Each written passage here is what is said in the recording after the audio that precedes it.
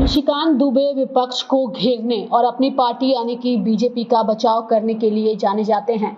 झारखंड के गोड्डा से इस सांसद ने इस बार एक ऐसा बयान दिया है जिसे लेकर वह खुद विपक्ष के निशाने पर आ गए हैं और यहां तक कि बीजेपी के राष्ट्रीय अध्यक्ष जेपी नड्डा को भी आगे आकर कहना पड़ा कि निशिकांत दुबे का बयान निजी है और पार्टी का इससे कुछ लेना देना नहीं है। दरअसल बीजेपी नेता निशिकांत दुबे ने वक्फ संशोधन अधिनियम को लेकर सुप्रीम कोर्ट की टिप्पणी पर पलटवार करते हुए कुछ ऐसा कह दिया है जिसके बाद से वह खुद की पार्टी के दिग्गज नेताओं और साथ ही विपक्ष के नेताओं के निशाने पर आ गए हैं। इस देश में जितने गृह युद्ध हो रहे हैं उसके जिम्मेवार केवल यहाँ के chief justice of India Sanjeev Khanna साहब। अध्ययन किया है, आर्टिकल 141 कहता है कि हम जो कानून बनाते हैं, हम जो जजमेंट देते हैं वो लोअर कोर्ट से लेकर सुप्रीम कोर्ट तक लागू है। लोअर कोर्ट से लेकर सुप्रीम कोर्ट तक लागू है, लेकिन कानून बनाने वाला जो है आर्टिकल 368 क्या कहता है? आर्टिकल 368 कहता है कि इस देश के संविधान को, पार्लियामेंट को सभी कानून बनाने का अधिकार है। कानून की व्याख्या करने का अधिकार सुप्रीम कोर्ट का है। वो कह रहा है कि 3 महीने में जो है राष्ट्रपति बता दें कि क्या करना है, 3 महीने में गवर्नर बता दें कि क्या करना है, और उसके बाद आज जो है ये देश राम कृष्ण सीता राधा 12 ज्योतिर्लिंग से लेकर 51 शक्तिपीठ का है। सनातन की परंपरा है, लाखों साल की परंपरा है। आप जब राम मंदिर का विषय होता है तो आप राम मंदिर में कहते हो कि कागज दिखाओ, कागज दिखाओ। कृष्ण जन्मभूमि का मामला आएगा मथुरा में तो कहोगे कागज दिखाओ। आप जब शिव की बात होगी, ज्ञानवापी मस्जिद की बात आएगी, कागज दिखाओ। और आज केवल आप मुगलों के आने के बाद जो मस्जिद बने हैं उसके लिए कहते हैं कि आप कागज कहां से दिखाओ। इस देश में धार्मिक युद्ध भड़काने के लिए केवल और केवल सुप्रीम कोर्ट जिम्मेवार है। सुप्रीम कोर्ट का एकमात्र उद्देश्य है show me the face will show you the law. Supreme court अपनी सीमा से बाहर जा रहा है। सुप्रीम कोर्ट की सीमा यह है कि भारत का संविधान जिस कानून को बनाया उस कानून की उसको व्याख्या करनी है, और यदि वो व्याख्या नहीं कर सकती है और सब कुछ के लिए सुप्रीम कोर्ट जाना है तो इस संसद का कोई मतलब नहीं है, विधानसभा का कोई मतलब नहीं है, उसको बंद कर देना चाहिए। निशिकांत दुबे के इस बयान को जहां जेपी नड्डा ने उनका निजी बयान कहा है और पार्टी को इससे अलग कर लिया है, इसके बाद बीजेपी की नेत्री यानी कि बंगाल की बीजेपी की विधायक अग्निमित्रा पॉल ने निशिकांत दुबे के बयान का समर्थन किया है। देखिए, निशिकांत दुबे जी जो बोले हैं वो तो सही बात बोले हैं।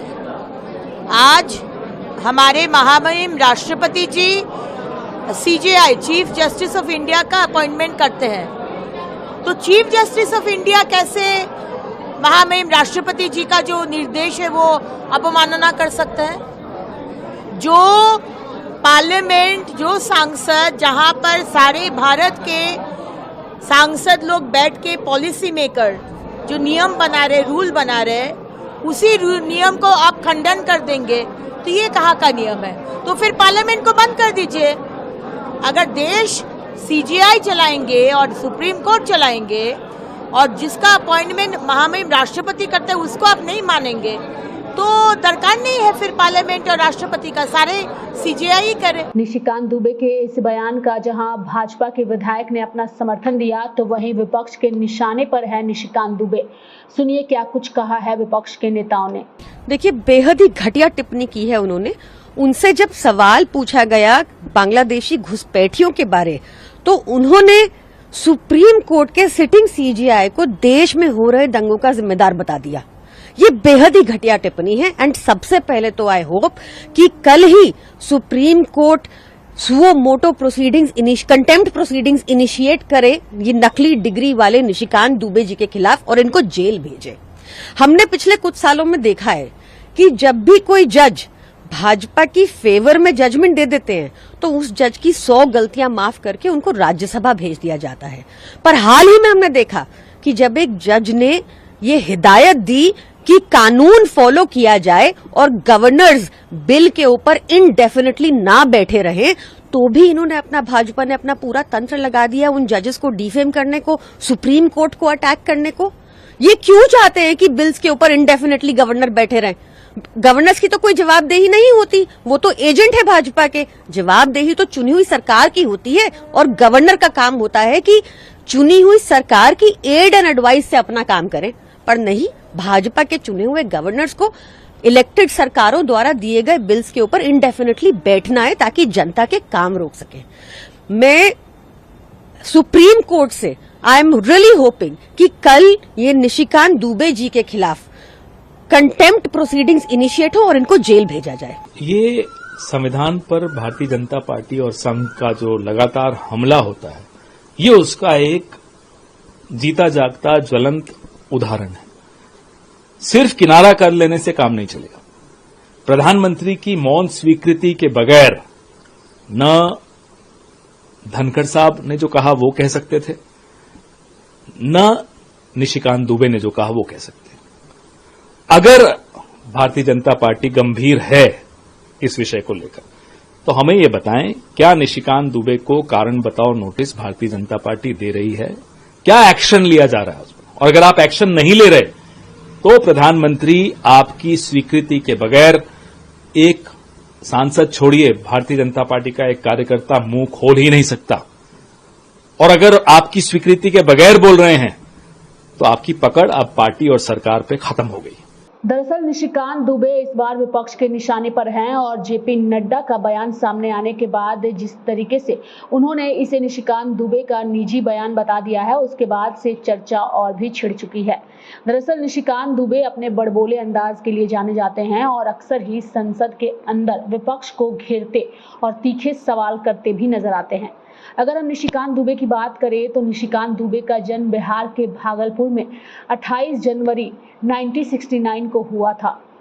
निशिकांत दुबे मूल रूप से देवघर के रहने वाले हैं, जो अब झारखंड में पड़ता है। उनका राजनीतिक सफर देवघर से ही शुरू हुआ। वह काफी कम उम्र में आरएसएस से जुड़ गए थे और इसकी शाखाओं में जाने लगे थे। बीजेपी नेता को लोकसभा में एक मुखर वक्ता के रूप में जाना जाता है।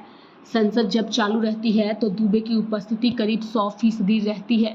सवाल पूछने, बहसों में हिस्सा लेने और प्राइवेट मेंबर्स बिल लाने के मामले में उनकी गिनती देश के अग्रणी सांसदों में होती है।